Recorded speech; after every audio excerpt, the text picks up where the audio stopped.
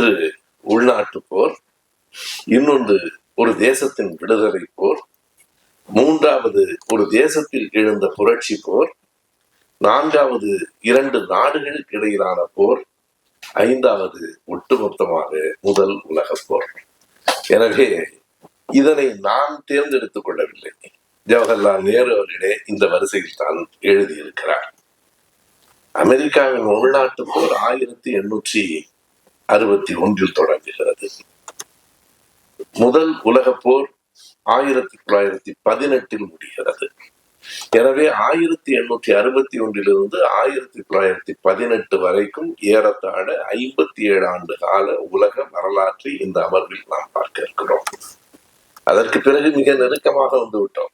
1918க்கு பிறகு 30 36 தான் நேரு சிறையில் இருந்த காலம். அதற்கு பின்னால் ஒரு 18 ஆண்டுகள் தான் ஒரே அமர்வில் முடித்து விடலாம் என்று நினைத்தால் அண்மை கால நிகழ்வுகள் என்பதால் கூடுதலான செய்திகளை நேரு குறித்திருக்கிறார். எனவே 18 36 என்பதற்கு அவர் 450 பக்கங்களை செலவிட்டிருக்கிறார். எனவே இன்னும் 2 அல்லது 3 அமர்வுகள் ஆகக்கூடும் என்று நான் கருதுகிறேன். 10 அமர்வுகளை தாண்டாது. நல்லது. இந்த உள்நாட்டு போர் அமெரிக்காவிலே ஏன் ஏற்பட்டது? அது உலக புகழ்பெற்ற ஒரு போர். அமெரிக்காவிலே இந்த வடக்குக்கும் தெற்குக்கும் இடையிலே நிகழ்ந்த மோதல். வடக்கும் தெற்கும் பல நாடுகளில் மோதிக்கொண்டிருக்கின்றன. அமெரிக்காவிலே மட்டும் அல்ல. வடக்குக்கும் தெற்குக்கும் போர் நிகழ்வதற்கு முன்னால் அமெரிக்காவின் அதிபராக ஆப்ரஹாம் லிங்கன் பொறுப்பேற்பதற்கு முன்னால் என்ன மாதிரியான நிகழ்வுகள் நடைபெற்றன என்பதை நேரு அவர்கள் முதலில் சுருக்கமாக சொல்லுகிறார். அமெரிக்கா என்பது ஐரோப்பாவினுடைய பிரிட்டன் தான் உலகத்தினுடைய கிரேட் பிரிட்டன். இன்றைக்கு ஐரோப்பிய நாடுகளில் பிரிட்டனில் இருக்கிறவர்களுக்கு ஒரு மனப்பாங்கு உண்டு. We are the big brothers, நாங்கள் தான். ஈரோ நாணயம் என்று கொண்டு வந்தாலும் அதில் பிரிட்டனினுடைய பவுன்ஸ் வராது, நாங்கள் தனி என்று சொல்லுகிற ஒரு இயல்பு பிரிட்டானிய மக்களுக்கு இப்போதும் உண்டு. அந்த நேரங்கள் கூட நாம் பார்க்கலாம். மிகவும் எதையும் ரொம்ப பழமையான கன்சர்வேட்டிவ் என்று சொல்லுவார்களே, அப்படிப்பட்ட ஒரு பிடிப்பு பழமையிலே உடையவர்கள் பிரித்தானியர்கள். நீங்கள் ஜெர்மனியிலும் பிரான்சிலும் நெதர்லாந்திலும் இருக்கிற அந்த இயல்பான பண்பாட்டு மாற்றங்கள் இன்னமும் பிரிட்டனில் வந்து சேரவில்லை. இப்போதும் அலுவலகத்துக்கு போனால் அந்த ஃபார்மல் ட்ரெஸ் என்கிற அந்த உடைகள் தான் இயல்பாக மற்ற நாடுகளில் வருவது போல அமெரிக்காவில் நான் பார்த்திருக்கிறேன். பல பேர் அரைக்கால் சட்டையோடு அலுவலகத்துக்கு வருவார்கள். எங்களுக்கு வேலை தான் முக்கியம் என்று அவன் சொல்வான். எது சரி என்பதெல்லாம் பிறகு. ஏன் நான் குறிப்பிடுகிறேன் என்றால், பிரிட்டன் உலகத்தினுடைய மிகப்பெரிய தலைமை நம்மிடத்திலே தான் இருக்கிறது என்று கருதி கொண்டிருந்த நேரத்தில் அமெரிக்கா மெல்ல மெல்ல தன்னுடைய மேற்கு பகுதியை விரிவு செய்து கொண்டிருந்தது. முதலில் அமெரிக்கா தொடங்குகிற போது 13 கடற்கரை நாடுகள், மக்கள் தொகை வெறும் 40 லட்சம். அமெரிக்காவுக்கு இருக்கிற பெரிய வாய்ப்பு மிகப்பெரிய பரப்பளவு, மிக குறைவான மக்கள் தொகை. என்றைக்கும் நீங்கள் மக்கள் தொகையை கணக்கிடுகிற போது மக்கள் தொகையை மட்டும் வைத்து கணக்கிடக்கூடாது. எவ்வளவு பரப்பளவில் எவ்வளவு மக்கள் இருக்கிறார்கள் என்கிற மக்கள் அடர்த்தி தான் முதன்மையானது. நீங்கள் இந்தியாவுக்கும் சீனாவுக்கும் மக்கள் தொகையில போட்டி இருக்கிறது என்றால் சீனாவினுடைய பரப்பளவோடு ஒப்பிடுகிற போது இந்தியாவினுடைய பரப்பளவு குறைவு. எனவே மக்கள் அடர்த்தி அதிகமாக உலகத்தில் உள்ள நாடு இந்தியா தான். ஆனால் அமெரிக்காவிலே நிறைய இடம் இருந்தது. ஆகையினால் ஐரோப்பாவிலே இருக்கிற பலர் அமெரிக்காவுக்கு குடியேற தொடங்கினார்கள். இன்றைக்கும் நீங்கள் பார்க்கலாம், மற்ற நாடுகளை போல அமெரிக்கா என்பது ஒரு நாடு ஒரு கலாச்சாரம் கொண்டது இல்லை. அங்கே இருக்கிற நண்பர்களே சொல்லுவார்கள், நாம் எல்லாம் குடியேறி வந்தவர்கள், எல்லா பயிலும் குடியேற வந்தாங்க. இருக்கிறவர்கள் என்ன சொல்லுவார்கள்னா, ஒண்ணு இல்லை, எவருமே இந்த நாட்டுக்காரன் கிடையாதுங்க, முன்னவன் தான் நம்ம பின்ன வந்தோம், இந்த நாட்டுக்காரன் காட்டுக்கு வந்துட்டோம், அவன் தான் உண்மையான அமெரிக்கர்கள், அவர்கள் அங்கே இல்லை, அவர்களுக்கு ஆதிக்கம் இல்லை, எல்லா நாடுகளிலும் வந்தவர்கள் இருக்கிறார்கள். அப்படி குடியேற தொடங்கி தொடக்கத்தில் வெறும் 40 லட்சம் மக்களை கொண்டு அது இருந்தபோது மெல்ல மெல்ல தெற்கில் இருக்கிற நாடுகளை தன்னோடு சேர்த்துக் கொள்ள தொடங்கிற்று அமெரிக்கா. அது ஒரு நிகழ்விலும் ஒரு அமர்விலும் நடந்து விடவில்லை. அது பல பண்பாட்டு மாற்றங்களை கண்டது, பல போர்களையும் கண்டது. மெக்சிகோ போரிற்கு பிறகுதான் கலிபோர்னியா போன்ற மேற்கு பகுதிகளெல்லாம் அமெரிக்காவோடு இணைந்தன. ஒரு கட்டத்தில் சிகாகோ இணைந்தது. பிறகு தென் அமெரிக்க நாடுகள் சிகாகோ என்று சொல்லுகிற போது இனி தமிழ்நாட்டில் சிகாகோவை அறியாதவர்கள் இருக்க முடியாது. நாம் சீர்மிகு தமிழ்நாட்டுக்குத்தான் தலைவர் என்று நினைத்தோம், சிகாகோவிலும் தலைவராகத்தான் அவர்கள். இப்படி பல பகுதிகளை, அமெரிக்காவுடைய பகுதிகளை உள்ளடக்கி கொண்டே போகிற ஒரு பகுதியை பார்க்கிறோம். தென் அமெரிக்க நாடுகள் முழுக்க ஸ்பானிஷ் மொழியை கொண்டவை, பிரேசிலை தவிர. மற்ற எல்லாவற்றையும் தன் பக்கமாக வளைத்துக் கொள்ளுகிற போது முற்று முழுக்க வேறு பண்பாடு. நான் முதலில் குறிப்பிட்டேன், வட அமெரிக்கா என்பதே பல்வேறு பண்பாடுகளை கொண்ட பகுதி. ஆனால் தென் அமெரிக்கா முற்றிலும் வேறுபட்டதாக இருந்தது. மெல்ல மெல்ல வட அமெரிக்கா ஒரு கலாச்சாரத்தை நோக்கி இறுகி வந்தது. ஆனால் தென் அமெரிக்கா முழுவதும் வேறு வேறு சிந்தனைகள் கொண்டதாக, அதுவும் வேறு வேறு நாடுகளின் காரணியாக இருந்து மாறி வந்தவை. நெப்போலியன் நடந்திருந்த அவனுடைய நெப்போலியனுடைய கட்டுப்பாட்டில் இருந்த சில நாடுகள், நெப்போலியன் பிறகு ஒரு பகுதியை, லூசியானாவை வட அமெரிக்காவுக்கு விட்டுவிட்டான். என்ன வேடிக்கை பாருங்கள்! நாடு யாருடையதோ யாரோ யாருக்கோ விற்பனை செய்கிறார். எல்லாம் அங்கே நடப்பது எல்லாமே ஒருவர் இன்னொருவருக்கு விற்பனை செய்கிறார்கள். ஒப்பந்தம் எல்லாம் நடக்கிறது. 2 பேருக்கு அந்த இடத்தோடு எந்த தொடர்பும் இல்லை. அப்படித்தான் தென் அமெரிக்கா முழுவதும் எடுக்கப்பட்டது. மிக கவனமாக குறிக்க வேண்டும் என்றால், அந்த காலகட்டத்திலே தான் அடிமைகள் முறை தொடங்குகிறது. இந்த தென் அமெரிக்கா வட அமெரிக்கா பிரிவுக்கு அடிப்படையாக இருந்தது அடிமைகள் சிக்கல் தான். ஆனால் அதை தாண்டியும் வேறு செய்திகளை நேரவர்கள் மிகச்சரியாக குறிப்பிடுகிறார். அடிமைகள் வியாபாரம், அதாவது மனிதர்களை விற்பனை செய்தது.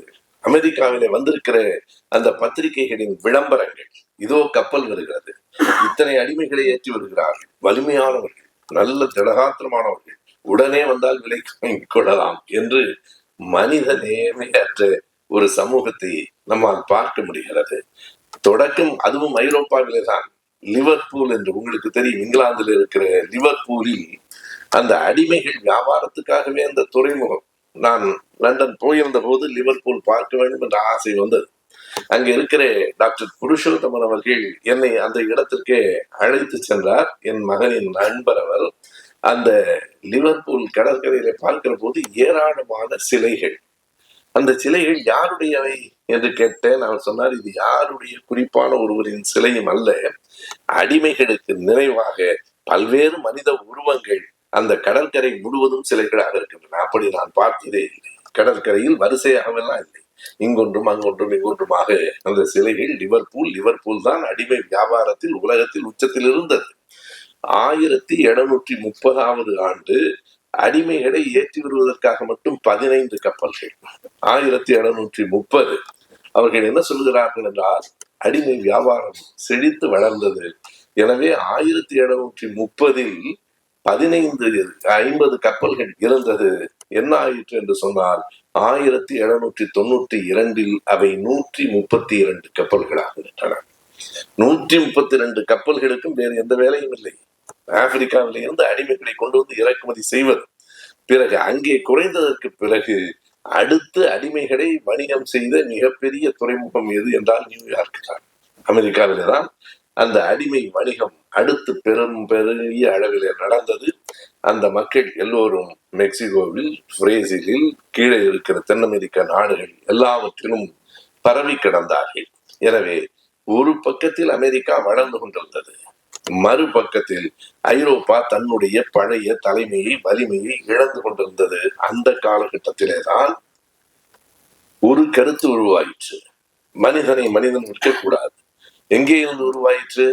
அந்த மண்ணிலிருந்து, அந்த மக்களிடமிருந்து, அதே ஆங்கிலேயர்களிடமிருந்து, வெள்ளைக்காரர்களிடமிருந்து. வெள்ளையாக இருக்கிற மனிதர்களே, கருப்பாக இருக்கிறவர்களும் நம் மனிதர்கள் தான், நம் சொந்த சகோதரர்கள் தான். ஒரு நாளும் அவர்களை விற்கக்கூடாது என்று அதில் மிகவும் குறிப்பாக சொல்ல வேண்டுமானால் வில்லியம் கார்சின் அவர்களுக்கு அங்கே ஒரு பெயர் வைத்திருக்கிறார்கள். அதை ஓவிய அழகேசன் அவர்கள் மொழிபெயர்க்கிற போது ஒழிப்பாளர்கள் என்கிறார்.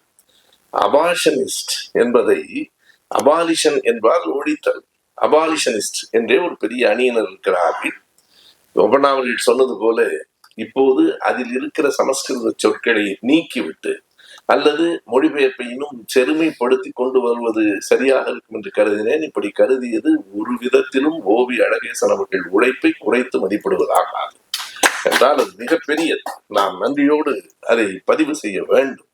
அன்றைக்கு அவர் மொழிபெயர்க்கவில்லை என்றால் என் போன்றவர்களுக்கு வந்து சேர்ந்திருக்காது. ஆங்கிலத்திலே கற்றுக்கொள்வது அப்போது எளிதாக இல்லை. இன்றைக்கு நாம் படிக்க தொடங்கி இருக்கிறோம், அது வேறு. எனவே இன்னமும் சொன்னால் ஓவிய அழகேசன் நடையில சமஸ்கிருதம் இருப்பதில் என்ன வியப்பு? அறிஞர் அண்ணா நடையில், பெரியார் நடையில், ஏன் புரட்சி கவிஞர் பாரதிதாசனினுடைய முதல் பதிப்பில் சமஸ்கிருத சொற்கள் அதிகம். பிறகுதான் அவர் அதை நீக்கி நீங்கள் செய்த காரியத்தை பாரதிதாசனும் அப்போது செய்திருக்கிறார். இப்போது நான் இந்த புத்தகத்தை மேலாக புரட்டி பார்த்தேன். எனக்கு தான் அது பெரிய உதவியாக இருந்தது.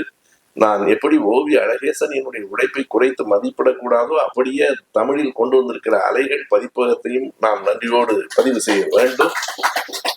ஆனாலும் படிக்கும்போது என்னை ரொம்பவும் சிரமப்படுத்துகிறார். அந்த புத்தகத்தை படிக்கிற போது நமக்கு தெரியும், பொடி எழுத்துகள், பழைய தாள் எல்லாவற்றையும் சரி செய்து நல்ல தாளில் பெரிய எழுத்துகளில் படங்களோடு இந்த புத்தகம் வருகிறது என்றால் இவையெல்லாம் ஒரு அறிவுலகத்தின் வளர்ச்சி. அடுத்த தலைமுறையை படிக்க வைப்பதற்கு உள்ளடக்கம் மட்டுமல்ல, வெளி அட்டையும் கவர்வதாக இருக்க வேண்டும். அந்த புத்தகத்தின் கட்டமைப்பும் இருக்க வேண்டும். நான் பல்கலைக்கழகத்திலே செனட் உறுப்பினராக இருக்கிற போது ஒரு முறை எடுத்து சொன்னேன், இந்த பாட நூல்களுக்கு நல்ல அட்டை போடக்கூடாது என்று ஏதாவது கொள்கை இருக்கிறதா என்று கேட்டேன். மாணவர்கள் நீங்கள் பார்த்தால் நம்முடைய பாட புத்தகங்களின் அட்டை ஒரு மஞ்சள்ல அல்லது ஒரு காக்கி அதாவது நீ படிக்கவே உனக்கு விருப்பம் வராத மாதிரி ஒரு அட்டை. அப்படி ஏதாவது கொள்கை இருக்கிறதா என்று கேட்டேன். துணைவேந்தராக ஏன் அப்படி கேட்கிறீர்கள்? அழகான வண்ணத்தில் ஒரு அட்டையை போட்டால் புத்தகத்தை அவனுக்கு பார்த்தவுடன் படிக்க வேண்டும் என்று தோன்ற வேண்டும். மாணவனுக்கு அந்த புத்தகம் அழகாக இருக்கு. எப்படி ஒரு புத்தகத்தை அழகில்லாமல் உருவாக்குவது என்று கவனமாக, தப்பித்தவறு அல்ல, கவனமாக உருவாக்கப்படுகிற பாட புத்தகங்களாக அல்லாமல் மிக அழகிய பதிப்பாக வந்திருக்கிறது. எதற்கு என்றால் எல்லாம் இந்த ஒவ்வொன்றும் ஒவ்வொரு துளியிலும் அந்த செய்திகள் இருக்கின்றன. இந்த நேரத்திலே தான் அந்த வில்லியம் கார்சின் அவர் அதை எப்படி மொழிபெயர்த்திருக்கிறார் என்று பார்க்க வேண்டும். அவர் அபாலிஷனிஸ்ட் என்பதை ஒழிப்பாளர்கள் என்று சொல்லுகிறார். எனக்கு அபாலிஷன் என்றால் ஒழித்தல் தான், ஆனால் ஒழிப்பாளர்கள் என்கிற சொல் எனக்கு பொருத்தமாக தெரியவில்லை. 1831 கார்சின் தொடங்கிய அந்த பத்திரிகை தான் முதல் விதை, த லிபரேட்டர். அந்த பத்திரிகையின் பெயர் த லிபரேட்டர். அந்த பத்திரிகை தான், அதுவும் மிக உறுதியாக கார்சினின் எழுத்துக்களை நேரு மொழிபெயர்த்தபடியே தந்திருக்கிறார். ஒரு நாள் அனுமதிக்க முடியாது. இதை நான் நிதானமாகவும் அணுக முடியாது. நீங்கள் மனிதர்களை விற்பனை செய்யக்கூடாது என்பதை நான் நின்று நிதானமாக உங்களுக்கு சொல்ல முடியாது. நான் கோபமாக கடுமையாகத்தான் பேசுவேன். ஏன் தெரியுமா? அதற்கு அவர் சொல்லி இருக்கிற காரணம் மிக அழகானது. ஒரு வீடு எரிந்து கொண்டிருக்கிறது, நிதானமாக அணைக்கப் போகிறவன் நியாயமானவன் இல்லை. ஒரு வீடு எரிந்து கொண்டிருக்கிற போது நிதானமாக அணைக்கப் போகிறவன் நியாயமானவன் இல்லை. ஒரு குழந்தை ஆபத்தில் இருக்கிற போது ஓடி போய் காப்பாற்றுகிறவன் தான் மனிதன். ஆகையினால் இன்றைக்கு இந்த மனிதன் விற்பனை செய்வது என்பது மிக கொடுமையானது.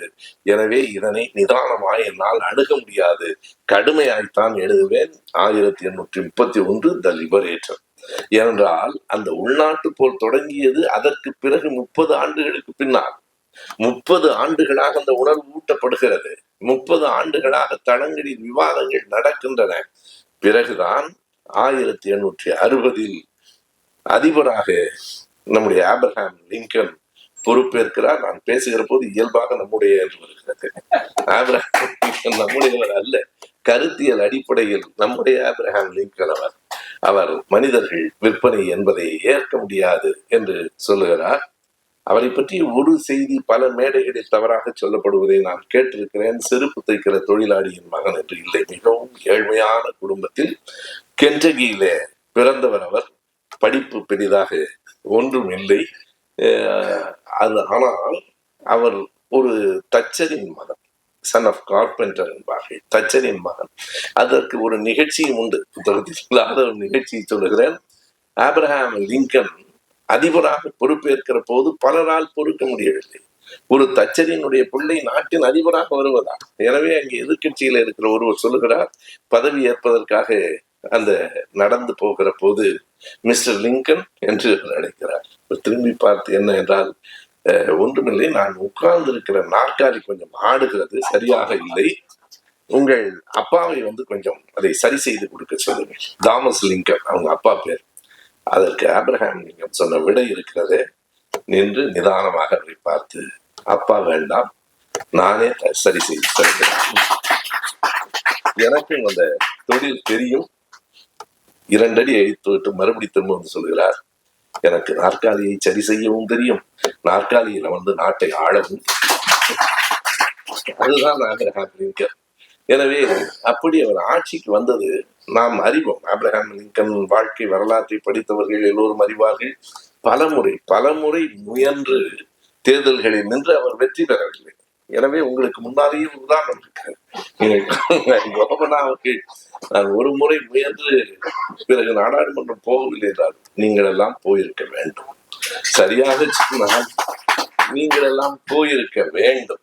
எனவே நாடாளுமன்றத்திற்கு பல முறை முயன்று அவரால் வர முடியவில்லை. கடைசியாக வெற்றி பெற்று 1860 அந்த பொறுப்புக்கு அமர்ந்தார்.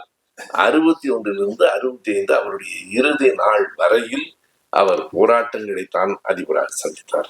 ஒரு நாளும் மன நிறைவோடு மகிழ்வோடு அவரால் ஆட்சி செய்ய முடியவில்லை. 4 ஆண்டுகளும் அவர் பட்ட துன்பத்தை போல 1809 பிறந்து 60 வரைக்கும் எல்லா தொல்லைகளையும் ஏற்று 60 அதிபராக வந்த பிறகுதான் அவர் வாழ்நாளில் கூடுதலான சிக்கல்களை சந்தித்தார். 61 65 வரைக்கும் அந்த போராட்டம் நடைபெற்றது.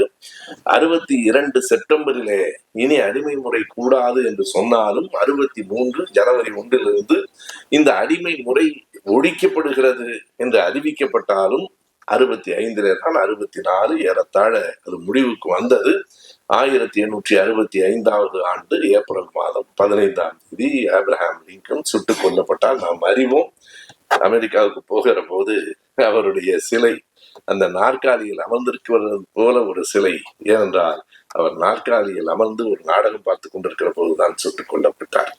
எனவே அந்த காட்சி அப்படியே நினைவில் கொண்டு வருவதற்காக அதை அவர்கள் செய்திருக்கிறார்கள். இவ்வளவுக்கும் ஆப்ரஹாம் லிங்கன் கொஞ்சம் சமரசமாகத்தான் அந்த கொள்கையை முன்வைத்தார்.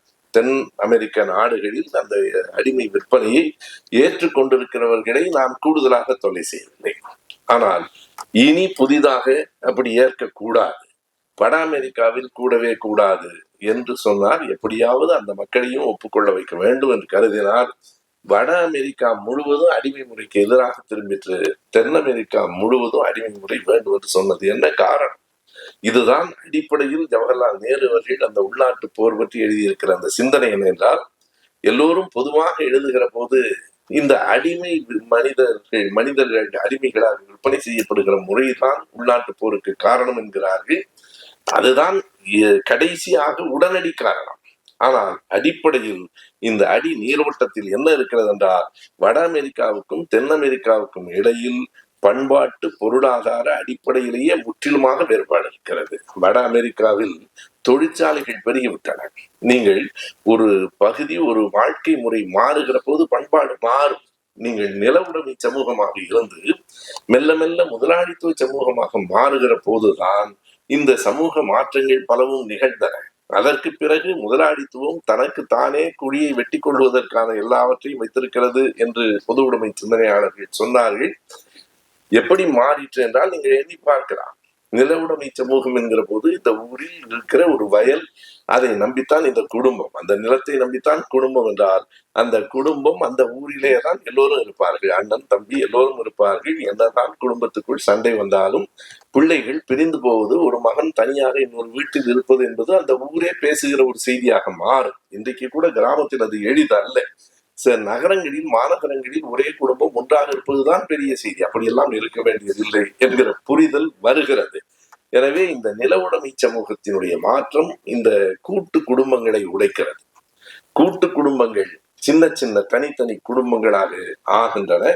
தொழிற்சாலைகள் வந்த பிறகு ஒருவன் இந்த ஊருக்கு வேலைக்கு போகிறான், இன்னொரு வேலைக்கு போகிறான். அந்த குடும்பம் ஒரு குடும்பம், அதிலே மூத்தவர் அந்த தாத்தாவினுடைய பேச்சு கேட்டுத்தான் எல்லோரும் நடக்க வேண்டும் என்கிற அந்த பழைய நில உடைமை சமூகம் தகர்ந்து போனது. இது வட அமெரிக்காவில் நடந்தது, தென் அமெரிக்காவில் நடக்கவில்லை. தென் அமெரிக்கா பெரும்பாலும் தோட்டங்களை கொண்ட பகுதி. தோட்டங்களில் வேலை செய்வதற்கு மனித உடல் உழைப்பு தேவை. எனவே அடிமைகளை வாங்குவது என்பது எங்களுக்கான தேவை. இதை எப்படி நீங்கள் குறுக்கிடலாம் என்றுதான் அவர்கள் கேட்டார்கள். இப்படித்தான் அந்த போராட்டங்கள் தொடங்கின. ஆப்ரஹாம் லிங்கன் காலத்தில் அந்த அமெரிக்க ஐக்கிய நாடுகளிலே இருந்த 11 நாடுகள் பிரிந்து போய்விட்டன. 11 நாடுகள் இனி உங்களோடு நாங்கள் இல்லை என்று பிரிந்து போய்விட்டன. உண்மைதான். அதனை கான்ஃபெடரல் ஸ்டேட் என்று அவர்கள் கூட்டாட்சி நாடுகள் என்று அழைத்தார்கள். அதற்கு ஜெஃபர்சன் டேவிஸ் என்பவர் அதிபராக இருந்தார். நீங்கள் ஜெஃபர்சன் டேவிஸ் என்பதை நேரு அவர்களின் புத்தகத்தை படித்துவிட்டு கூகுளுக்கு போய் ஜெஃபர்சன் டேவிஸை தேடுகிற போது அதில் ஒரு குறிப்பு இருந்தது. எல்லா இடங்களிலும் நீங்கள் பார்க்கலாம். கூகுளிலே பிரதமர் என்று சொன்னால் இவருக்கு முன்னால் இருந்தவர் யார், அடுத்து இருந்தவர் யார் என்று குறிப்பு இருக்கும். ஜெஃபர்சன் டேவிஸுக்கு என்ன குறிப்பு இருக்கிறது என்றால், இவருக்கு முன்னால் யாரும் இல்லை, பின்னால் யாரும் இல்லை, அவர் ஒருவர் தான். அந்த பதவியே ஒழிக்கப்பட்டு விட்டது. அவருக்காக மட்டுமே 4 ஆண்டுகள் இருந்த பதவி ஜெஃபர்சன் டேவிஸ் மட்டுமே அந்த கான்ஃபெடரல் ஸ்டேட் என்கிற அந்த 11 நாடுகளுக்கு அதிபராக இருந்தார். பிறகு அந்த 11 நாடுகளும் அமெரிக்க ஐக்கிய நாடுகளுக்குள் வந்து சேர்ந்து விட்டன.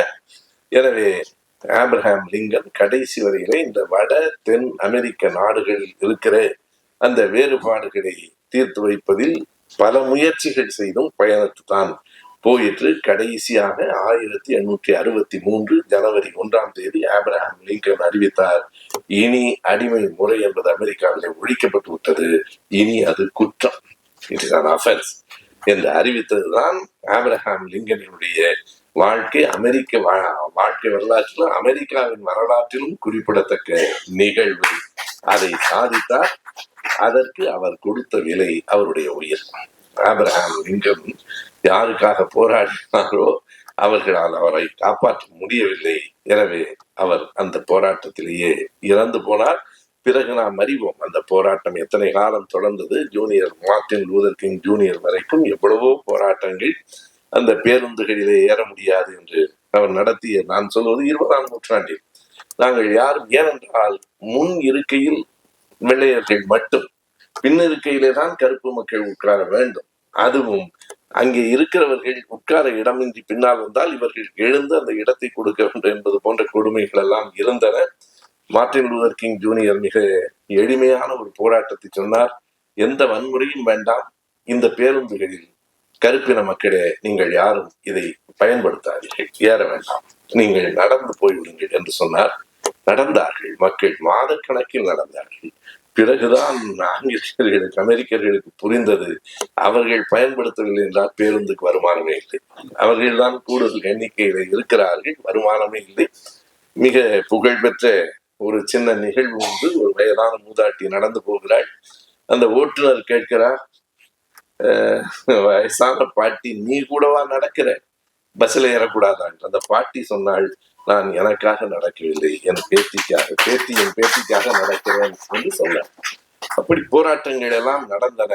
ஆனாலும் அந்த உள்நாட்டு போர் 4 ஆண்டுகள் பல ஆயிரம் லட்சம் இளைஞர்களின் வாழ்க்கையை பறித்துவிட்டது. அந்த மக்கள் பல்வேறு விதமான துயரங்களுக்கு உள்ளானார்கள்.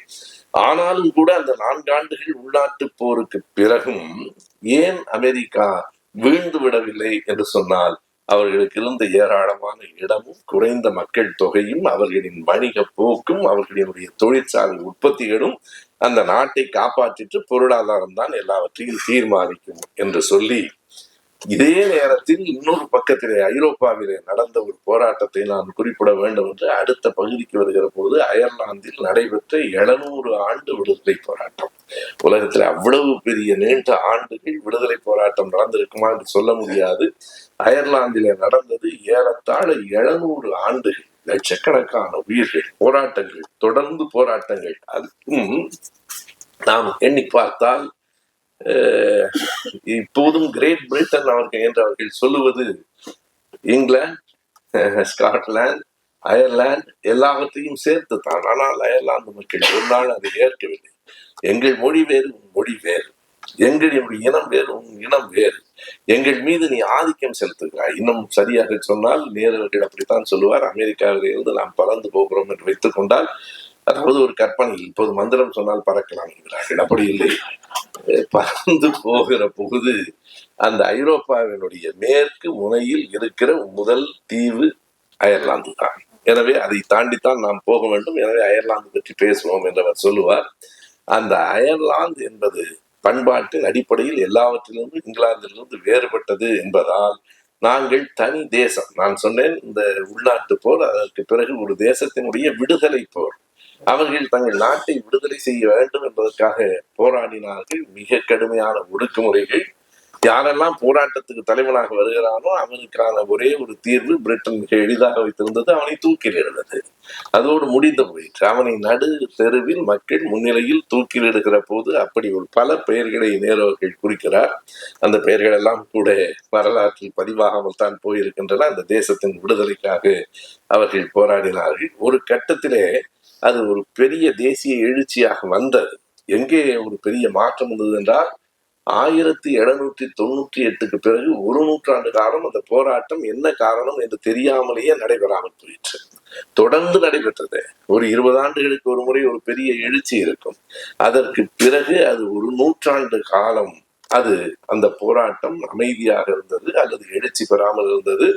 அப்படி எழுச்சி பெற்று நடந்த போது அங்கே இருக்கிற எழுத்தாளர்கள் இன்னொன்றை நாம் நினைவில் வைத்துக் கொள்ள வேண்டும். எந்த தேசத்தின் விடுதலைக்கும் எழுத்து என்பது ஒரு நெருப்பு உரம். அதுதான் உன்னை தூண்டும். அதுல மிக குறிப்பிட்ட அந்த பெயர் கூட எனக்கு புதிதாக இருந்தது. பிறகுதான் நான் தேடி அவர் எழுதிய பிற புத்தகங்களையும் பார்த்தேன். ஜனாதன் ஸ்விஃப்ட் என்கிற ஒரு எழுத்தாளனை நேரு குறிப்பிடுகிறார். அதற்கும் நமக்கு இந்த இடத்திலும் நான் கோபனா அவர்களிடத்தில் ஒரு வேண்டுகோள், எனக்கு தெரியவில்லை, இப்படி பெயர்கள் வருகிற போது அடைப்புக்குறிக்குள் ஆங்கில பெயர்களை போடுவது நமக்கு தேடுவதற்கு எளிதாக இருக்கும். ஏனென்றால் ஜனாதன் என்பதற்கு என்ன அதுக்கான ஆங்கில எழுத்து என்று தெரியாமல் நான் 2-3 முறை போட்டு பார்த்துத்தான் அது JO என்று வருகிறது. நான் JA என்றுதான் ஜொனாதன் ஸ்விஃப்ட் என்றோம். அவன் எழுதியிருக்கிற அந்த தொடர் அதை நேரு குறிப்பிட்டிருக்கிறார். பிறகு ஜொனாதன் ஸ்விஃப்ட் எழுதியிருக்கிற பல புத்தகங்களை பற்றி நம்மிடத்துல குறிப்புகள் அந்த கூகுளில் இருக்கிறது. அவன் எழுதியிருக்கிற ஒரு வரியை சொல்கிறேன் பாருங்கள். 2 செய்திகள். ஒன்று, நமக்கு அயர்லாந்துக்கு எது நல்ல தருணம், எதுவெல்லாம் இங்கிலாந்துக்கு கெட்ட தருணமோ அதுவெல்லாம் அயர்லாந்துக்கு நல்ல தருணம். பாருங்க, எங்கே ஒரு ஒப்புமை வருகிறது என்றால் நீங்கள் எப்படி முடிவெடுக்க வேண்டும். இந்து பத்திரிகையை பாருங்கள், அவன் என்ன எழுதுகிறானோ அதற்கு மாற்றாக எழுதினால் சரியாக இருக்கும் என்று பெரியார் சொன்னார். இந்து பத்திரிகையே தந்தை பெரியாரை போற்றி ஒரு புத்தகம் வெளியிடுகிற காலத்துக்கு வந்து விட்டோம். அதுவும் நாம் கூட தமிழர் தலைவர் என்றோம், இந்து பத்திரிகை என்றும் தமிழர் தலைவர் என்று மிக சரியாகவே அந்த தலைப்பை வைத்திருக்கிறார்கள். எனவே எது அயர்லாந்துக்கு நல்ல தருணம், எதுவெல்லாம் இங்கிலாந்துக்கு ஒரு மோசமான தருணமோ அதுவெல்லாம் அயர்லாந்துக்கு நல்ல தருணம். இங்கிலாந்து எதிர்த்து எந்த போர் நடந்தாலும் அந்த போரில் எதிர்ப்படையில் ஐரிஷ் வீரர்கள் வந்திருக்கிறார்கள். அது ஒரு செய்தி. இங்கிலாந்து எதிர்த்து யார் போர் நடத்தினாலும் சரி, அந்த கடத்தில போய் நாங்களும் வருகிறோம், அந்த பயலை அடிக்கணும், நாங்க உங்களோடு வருகிறோம் என்று இங்கிலாந்தின் மீது அவ்வளவு கோபம் அயர்லாந்து. அதுதான் இந்த ஜொனாதன் ஸ்விஃப்ட் எழுதியிருக்கிற அந்த வரி என்ன என்றால், பிரிட்டிஷிலிருந்து வருகிற நிலக்கரியை தவிர மற்ற எல்லா பொருளையும் எரியுங்கள். இதுல ஒரு அழகு இருக்கிறது பாருங்க. ஏனென்றால் நிலக்கரியை தவிர எல்லாவற்றையும் எரியுங்கள். ஏன்னா நிலக்கரியை எரித்தால் அது புறக்கணிப்பதில் பயன்படுத்துவது. ஏனென்றால் நிலக்கரியினுடைய ஒரே பயன்பாடு எரித்தல் தான். எனவே நிலக்கரியை தவிர மற்றவைகளை எல்லாம் எரியுங்கள் என்று சொன்னார். நான் ஒரு முறை நண்பரின் காரில் ஏறுகிற போது கதவை திறந்தால் சத்தம் வந்தது, இருக்கையில் அமர்ந்தால் சத்தம் வந்தது, அவர் ஹார்ன் அடிக்கும் போது சத்தம் வந்தேன். நான் அதான் கேட்டேன், இது ஒரு வித்தியாசமான காரா, ஹார்னை தவிர மற்ற எல்லா இடத்துல இருந்து சத்தம் வருகிறது என்று. ஸ்விஃப்ட் சொல்லுகிறான், நிலக்கரியை தவிர மற்ற எல்லாவற்றையும் பிரிட்டிஷ் பொருள்களை கொடுத்துங்கள் என்று சொல்லுகிற அளவுக்கு பிரிட்டிஷார் மீது அவ்வளவு ஒரு பெரிய கோபம் அயர்லாந்து மக்களுக்கு இருந்தது. அந்த போராட்டம் தொடர்ந்து கொண்டே இருந்தது. எப்போது முடிவுக்கு வருகிறது? இந்த 57 ஆண்டுகளில் இந்த போராட்டம் தொடங்கி முடியவில்லை. நேரு அவர்கள் எழுதுவது போல 700-750 ஆண்டு கால வரலாறு அந்த போராட்டத்திற்கு இருக்கிறது. அது நிறைவு பெற்ற காலகட்டம் என்பது இந்த 57 ஆண்டுகளுக்குள் வருகிறது. 20ஆம் நூற்றாண்டின் தொடக்கத்திலே தான் 1917 ஒரு அமைப்பு உருவாக்கப்படுகிறது. பாருங்கள், இன்னொரு ஒப்புமையும் பாருங்கள். 1916-17 தான் இங்கேயும் விழிப்புணர்ச்சி வந்தது. 17 அந்த இயக்கத்திற்கு ஷின்ஃபென் என்று பெயர். சின்ஃபெயின் என்றால் அது ஆர்தர் கிரீஃப் என்கிறவரும் டிவேலராகவும் தொடங்கிய இயக்கம். அந்த சின்ஃபென் என்பது அவர்கள் மொழி சொல்ல நமக்கு புரியவில்லை. அந்த சின்ஃபென் என்றால் நாம் வி தி ஐரிஷ் என்று பொருள். நாம் ஐரிஷ்காரர்கள். இதை பார்த்துத்தான், அந்த பெயரினால் ஊக்கம் பெற்றுத்தான் நம்முடைய ஆதித்தனார் அவர்கள் நாம் ஐரிஷ் என்பது போல நாம் தமிழர் கட்சி என்று தொடங்கினார். இன்றைக்கு அது என்ன ஆக இருக்கிறது என்று நமக்கு தெரியும். பாருங்கள், நான் ஒன்றுமே சொல்லாமல் நீங்கள் சிரிக்கிறீர்கள். ஒரு கட்டத்தில் போராளிகளின் பெயராக இருந்தது கோமாளிகளின் பெயராக. வரலாற்றில் எதுவும் நிகழும் என்பதற்காக நான் சொல்லுகிறேன். எனவே அப்படி இந்த சின்ஃபென் இயக்கம் தான் ஒரு பெரிய போராட்டத்திற்கு பிறகு அயர்லாந்து என்கிற ஒரு தேசத்தை கண்டது. இது எல்லாம் சேர்ந்துதான் கிரேட் பிரிட்டன் என்று அவர்கள் இனமும் சொல்லிக் கொண்டிருக்கிறார்கள். இது ஒரு தேசத்தின் விடுதலை போராட்டம். உண்மையாக நான் திரும்ப திரும்ப மக்களிடம் கேட்டுக்கொள்வதெல்லாம், நான் வெறுமனே எல்லாவற்றையும் தொட்டு காட்டிக் கொண்டிருக்கிறேன். படிப்பது ஒன்றுதான் இதற்கான மார்க்கம். படித்து இருப்பதை சொல்வதல்ல, படிக்க தூண்டுவது. என்னுடைய நோக்கம் என்பது படிக்க தூண்டுவது. குறிப்பாக நம்ம அடுத்த தலைமுறை பிள்ளைகள் இவற்றை படிக்க வேண்டும் என்பதுதான். ஒரு தேசம் விடுதலை பெறுவது என்பது சாதாரணமானதன்று. அதற்கு கொடுக்க வேண்டிய பலிகள் எவ்வளவு. நீங்கள் ஒரு குறிப்பிட்ட செய்திகளை அவர் சொல்லுகிறார். அந்த நாளில் என்ன நடந்தது என்பதையெல்லாம் அந்த புத்தகத்திலே எழுதுகிறார். அத்தனை உயிர் பலிகளுக்கு பிறகுதான் ஒரு தேசத்தை பெற முடியும். இது இரண்டாவது. மூன்றாவதாக நடந்த போர் 2 நாடுகளுக்கு இடையிலே நடந்த போர். அது இங்கிலாந்துக்கும் எகிப்துக்கும். அதுவும் ஒரு வித்தியாசமான காரணம். எகிப்து என்பதை என்ன தொடர் ஆங்கிலத்தில் அவர் பயன்படுத்தி இருக்கிறார் என்று தெரியவில்லை. ஓவி அழகேசன் மிக அழகான ஒரு தொடரை பயன்படுத்துகிறார். அது நரை முதிர்ந்த பழம் கிளம். இது எகிப்து நாடு நாகரிகத்தில், வரலாற்றில் முதிர்ந்த நரை கொண்ட பழம் கிளம் என்று எழுதுகிறார். அவர் ரொம்ப வயதான தொன்மையான ஒரு நாடு. அந்த எகிப்துக்கும் இங்கிலாந்துக்கும் என்ன பிரச்சனை என்றால், பிரிட்டிஷ் எல்லோரையும் தனக்குள் வைத்துக் கொள்ள வேண்டும் என்று கருதுகிறார். நமக்கு தெரியும், சூயஸ் கால்வாய், அங்கேதான் அந்த பிரச்சனை தொடங்குகிறது. இந்த இடத்தில் பின்னால் பனாமா கால்வாய் பற்றியும் நேரு எழுதியிருக்கிறார். 3 கால்வாய்களை பற்றி நாம் பேச வேண்டும். உலகம் 2 கால்வாய்களை தான் அறிந்து வைத்திருக்கிறது. ஒன்று சூயஸ் கால்வாய், இன்னொன்று பனாமா கால்வாய். நாம் சேர்த்து சொல்ல வேண்டியது சேது கால்வாய். சேது கால்வாய் உலகத்துக்கு நாம் சேர்த்து சொல்ல வேண்டும். சூயஸ் கால்வாய் என்பதுதான் மிக நீளமானது. அது மத்திய தரை கடலையும் செங்கடலையும் இணைக்கிற ஒரு பாலம். அது வருகிற வரைக்கும் என்ன நடந்தது என்றால், ஐரோப்பாவிலிருந்து ஆசியாவுக்கு வர வேண்டும் என்றால் ஆப்பிரிக்க நாடுகளை சுற்றி கொண்டுதான் வர வேண்டும். ஆப்பிரிக்கா முழுவதும் வாஸ்கோடா காமா 1498 கள்ளிக்கோட்டையிலே கால் வைத்தார் என்றால், அவர் ஐரோப்பாவிலே தொடங்கி முழுக்க ஆப்பிரிக்கா நாடுகளின் தென்முனை நம்பிக்கை முனைக்கு வந்து பிறகுதான் இந்தியாவுக்கு வந்தார். அப்படித்தான் இந்தியாவை கண்டுபிடிக்க கொலம்பஸும் புறப்பட்டார். ஆனால் அவர் அமெரிக்காவோடு நின்று போய் அமெரிக்கா தான் இந்தியா என்று கருதி கொண்டார். இந்த போக்குவரத்தை மிக எளிமையாக ஆக்கியது சூயஸ் கால்வாய்.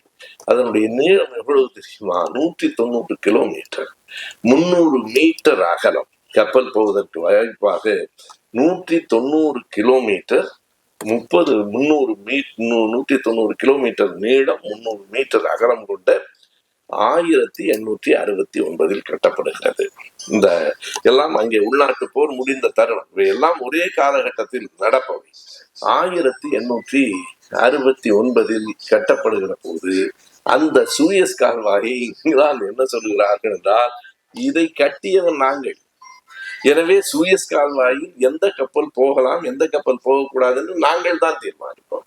அதில் எகிப்துக்கு எந்த உரிமையும் இல்லை. எவ்வளவு சிக்கல் பாருங்க. நம் ஊரில் ஒரு ரயில் தடம் போட்டு விட்டால் பிறகு அந்த ரயிலில் யார் ஏறலாம் என்று அவன் தீர்மானிக்க முடியுமா? கடைசியாக பிரான்ஸ் அதிலே ஒரு சிக்கலுக்கு வந்தார்.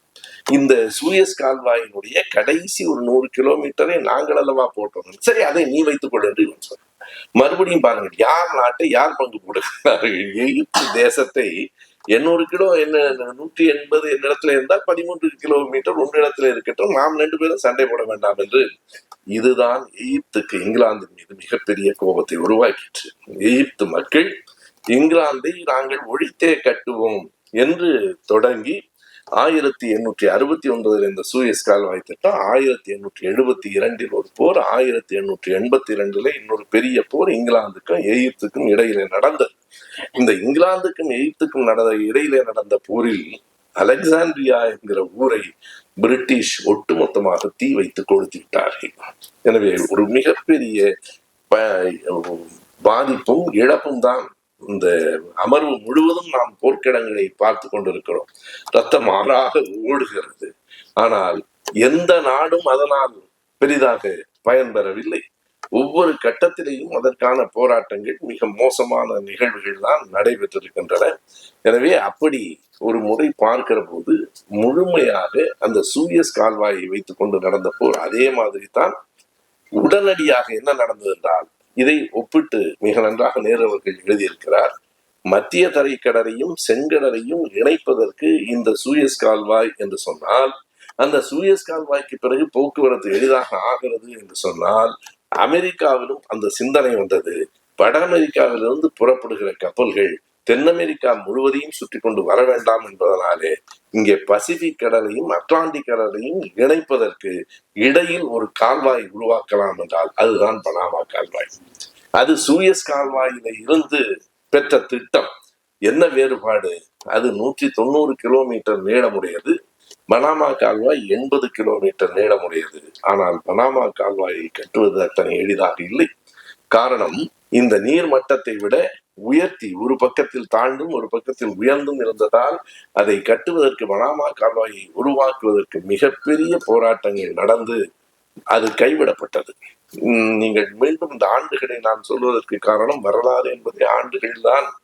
பி.டி. ஸ்ரீனிவாச ஐயங்கார் தன்னுடைய ஹிஸ்டரி ஆஃப் த தமிழ்ஸ் என்கிற புத்தகத்தினுடைய முன்னுரையில எழுதுவார், ஒரு வரலாற்றுக்கு கால பதிவுகள் தான் கண்கள் என்றால் தமிழ்நாட்டின் வரலாறு பெரும்பாலும் குருடாக இருக்கிறது என்றார். கால பதிவுகளே நம்மிடத்திலே சரியாக இல்லை. இதுவாக இருக்கலாம், அந்த நூற்றாண்டாக இருக்கலாம் என்றுதான் இருக்கிறது. 1869 சூயஸ் கால்வாய், அதை பார்த்து 1881 பனாமா கால்வாய் வேலைகள் தொடங்கின. உள்நாட்டு போர் முடிந்த பிறகு இனி சிக்கல் வேண்டாம், குறுக்கே ஒரு கால்வாய் அமைத்து விடலாம் என்று. நடைபெறவில்லை. 22,000 தொழிலாளர்கள் இறந்தார்கள். அது மட்டும்தான் நடந்தது. 22,000 தொழிலாளர்கள் இறந்த பிறகு அந்த கால்வாய் திட்டம் கைவிடப்பட்டது. ஆனால் மறுபடியும் இதை கட்டியே தீர வேண்டும் என்று 1904 தொடங்கி 10 ஆண்டுகள் வேலை நடைபெற்று 1914 ஆகஸ்ட் 15 பனாமா கால்வாய் திறக்கப்பட்டது.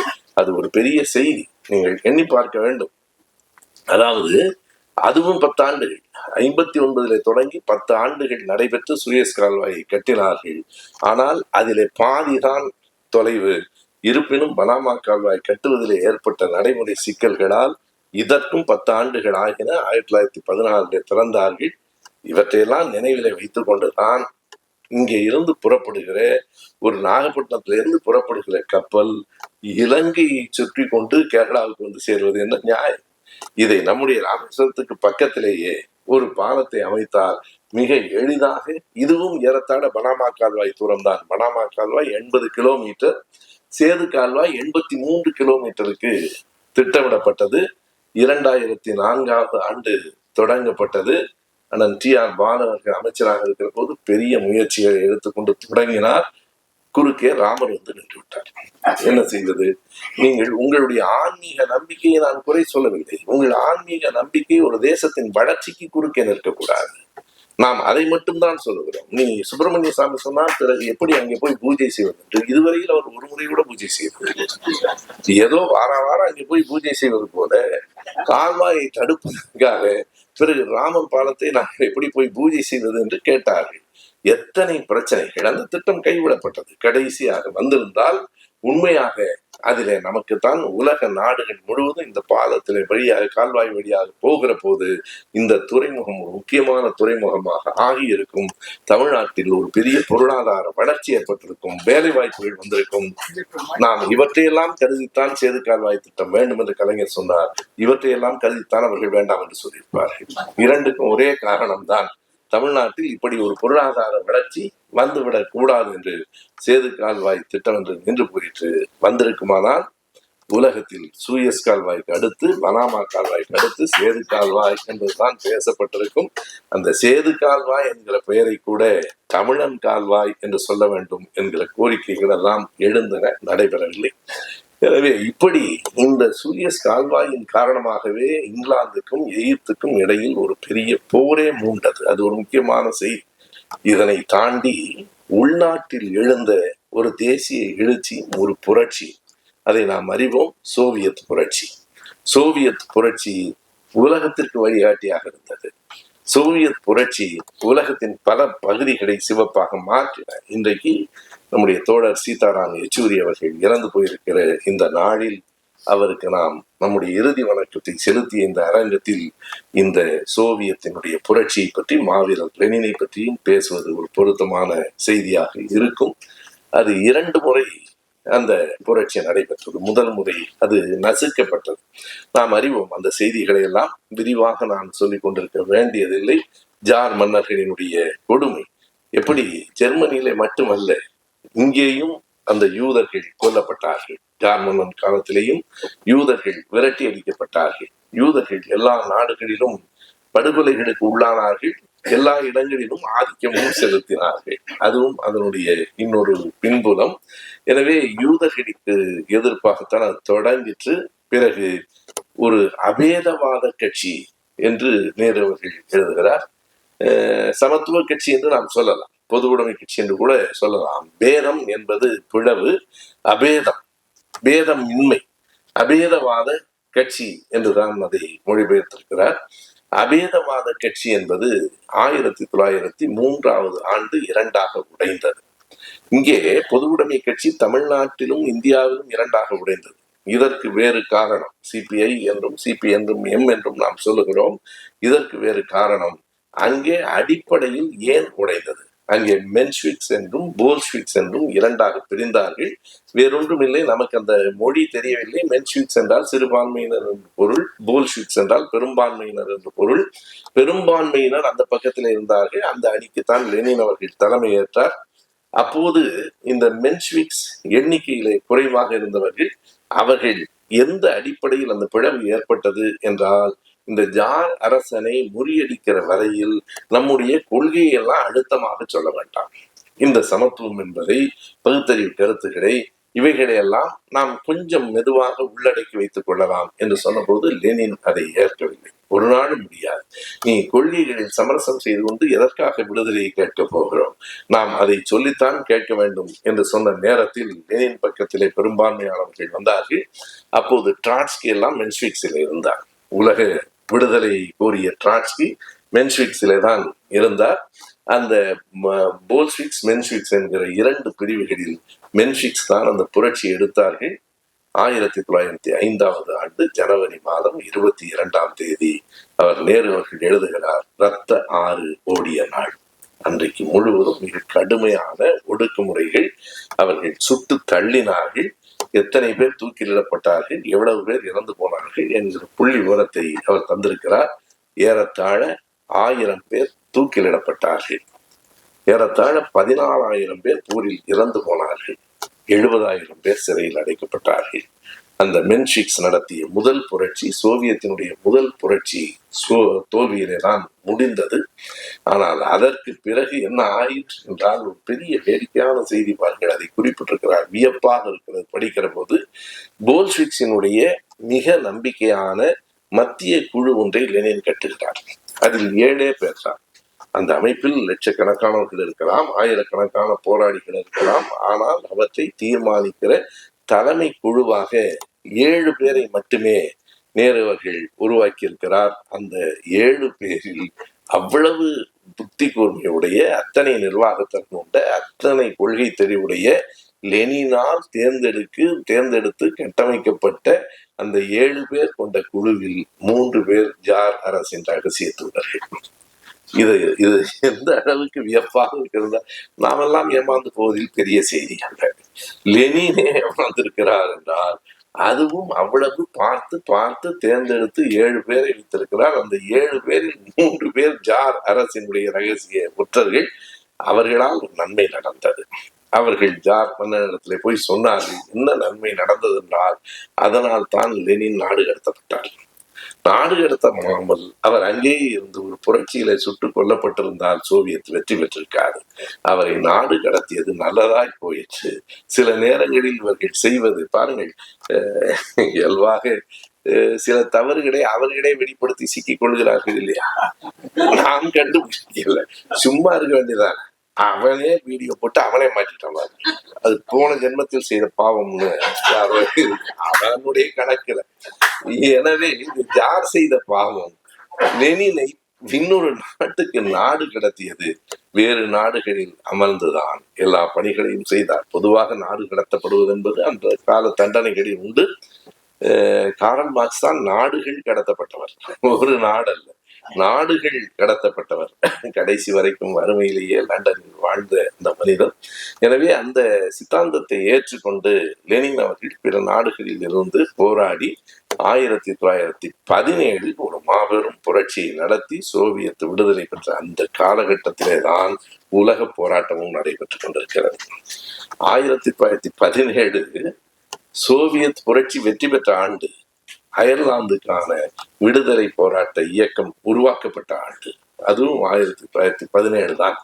நாம் இப்படி எண்ணி பார்க்கலாம், 20ஆம் நூற்றாண்டின் தொடக்கத்தில் ஒரு விழிப்புணர்ச்சி வந்திருக்கிறது என்றால் என்ன காரணம் என்றால் அதனுடைய செய்தி தொடர்புகள் கூடியிருக்கின்றன.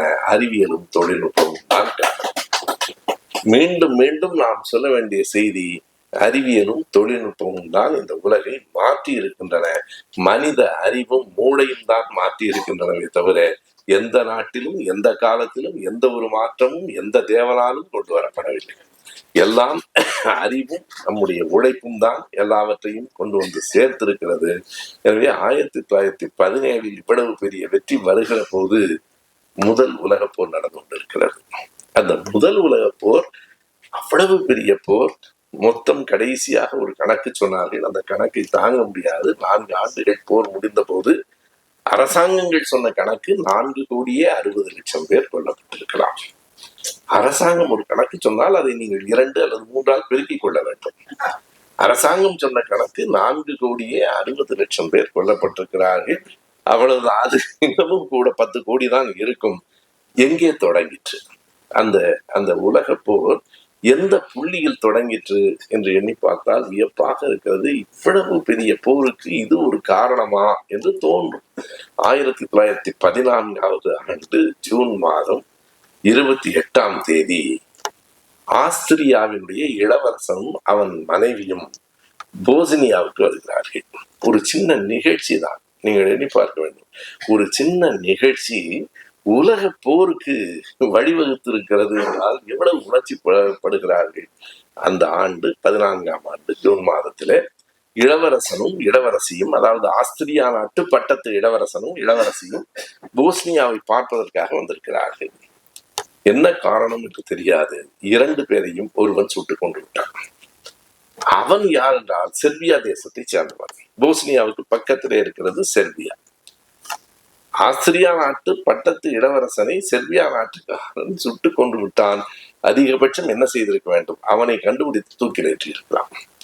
ஆனால் இதுதான் நண்பர்களே முதல் உலக போரின் தொடக்கத்துக்கு காரணமாக இருந்தது. ஒரு பெரிய பொருளாதார கொள்கைகளெல்லாம் உள்ளே இருந்திருக்கலாம்.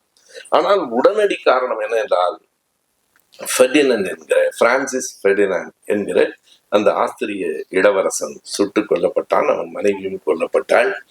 உடனடியாக ஆஸ்திரியா என்ன செய்தது என்றால் அவன் கொல்லப்பட்ட இடம் போஸ்னியா, கொண்டவன் செர்பியா என்பதால் செர்பியா நாட்டின் மீது நாங்கள் படையெடுக்க போகிறோம் என்று ஆஸ்திரியா அறிவித்தது. மற்ற நாடுகள் எல்லாம் வேண்டாம், இதற்காக ஒரு பெரிய போர் வேண்டாம் என்றுதான் சொன்னார்கள். இதில் பெரிய வேடிக்கை, போர் வேண்டாம் என்று சொன்னவர்களிலே ஒருவர் ஜார் அரசன். ரஷ்ய நாட்டு ஜார் கூட வேண்டாம் என்று சொன்னால், ஆனால் ஜாரை சுற்றி இருந்தவர்கள் எல்லாம், நேரு அதைத்தான் எழுதுகிறார், சில நேரங்களில் அரசன் நல்லவனாக இருந்தாலும் சுற்றி இருக்கிறவன் விடமாட்டான். அத்தனை பேரும் சேர்ந்து மன்னா இதை நாம் பொறுத்து கொண்டிருக்க முடியாது என்று. நம்முடைய சேர சோழ பாண்டியர்கள் யுத்தமெல்லாம் அப்படித்தானே நடந்த. நீங்கள் எண்ணி பார்த்தால் இது நம்முடைய மான பிரச்சனை என்று மக்களை எல்லாம் ஒன்று குடிப்பது.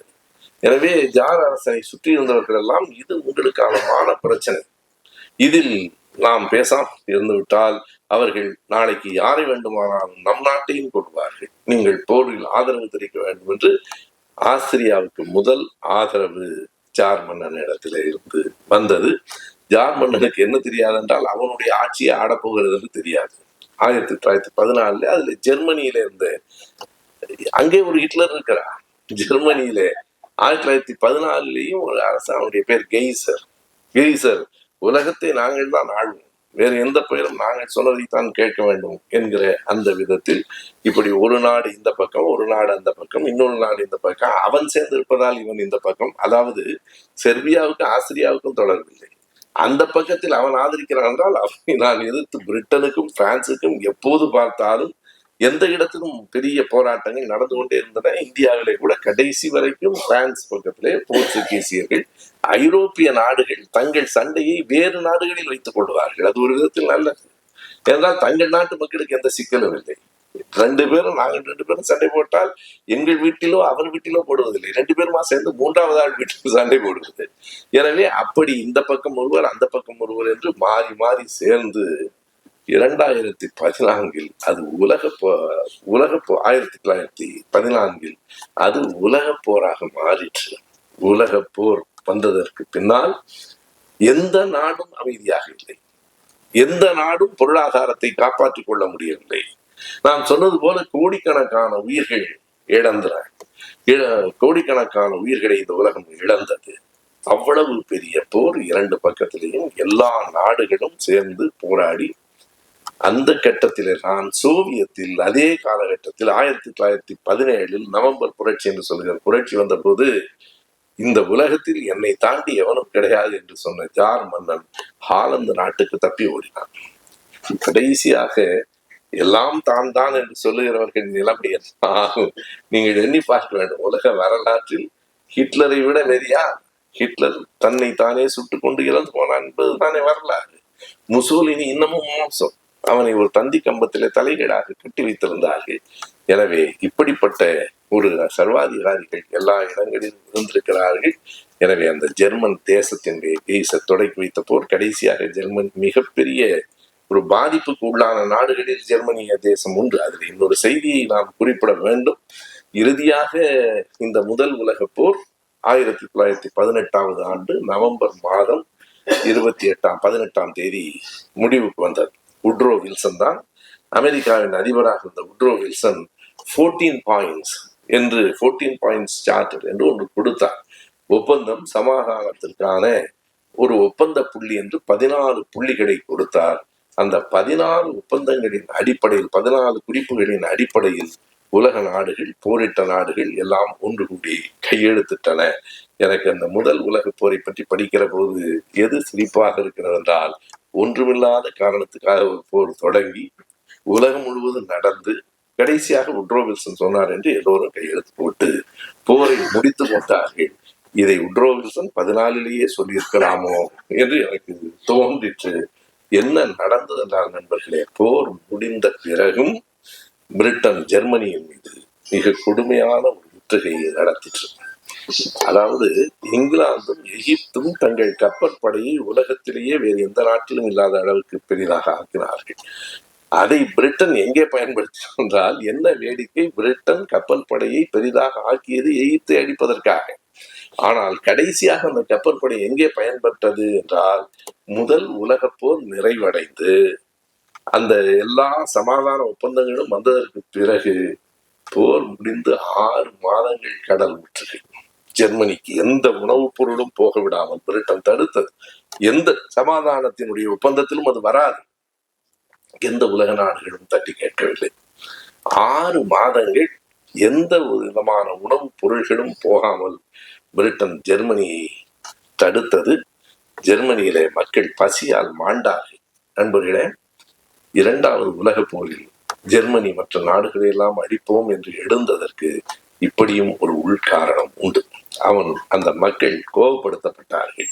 அந்த மக்கள் தங்களை பட்டினி போட்டு அழித்தவன் இந்த நாடுதானே, அதை பார்த்து கொண்டிருந்தவர்கள் தானே எல்லோரும் என்கிற கோபம், மக்களின் கோபத்தை சரியாக ஹிட்லர் பயன்படுத்தி கொண்டார். நம்மை அழித்த நாடுகளை நாம் அழிக்க வேண்டாமா? எப்போதும் உணர்ச்சிவயமாக பேசினால் மக்கள் எழுவார்கள்.